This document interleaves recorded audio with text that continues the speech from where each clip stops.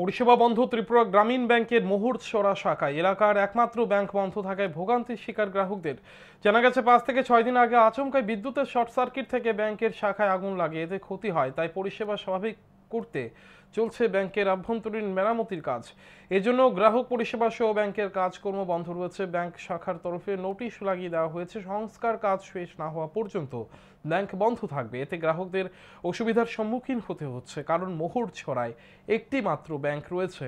এদিকে ব্যাংকের শাখার ম্যানেজার জানান, দ্রুত গতিতে কাজ চলছে। ব্যাংকের কিছু কাজ ওনারা তেলিয়ামুড়া ব্রাঞ্চে গিয়ে করার চেষ্টা করছেন, তবে তিনি জানান 2-1 দিনের মধ্যে পরিষেবা শুরু হতে পারে।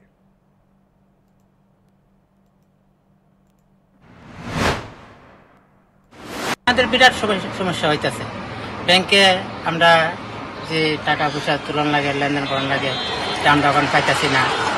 প্রায় মোটামুটি 1 সপ্তাহ ধরে এটা বদ্ধ আছে। কিছুদিন আগে শুনলাম যে বদ্ধর কারণ হলো আপনার ব্যাংকের মধ্যে ইলেকট্রিক থেকে আগুন লাগছে, এই কারণে একটা বদ্ধ আছে। এখন আমাদের এস পার ইনস্ট্রাকশন আমরা রিনোভেশন করছি, ব্যাংকটাকে আগের জায়গায় নেওয়া যায় না, সেই জন্য আমরা যথাসম্ভব চেষ্টা করছি।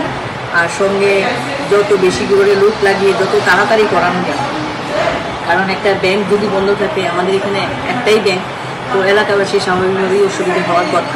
তো আমরা চেষ্টা করছি যত তাড়াতাড়ি সম্ভব ব্যাপারটাকে আপডেট করার।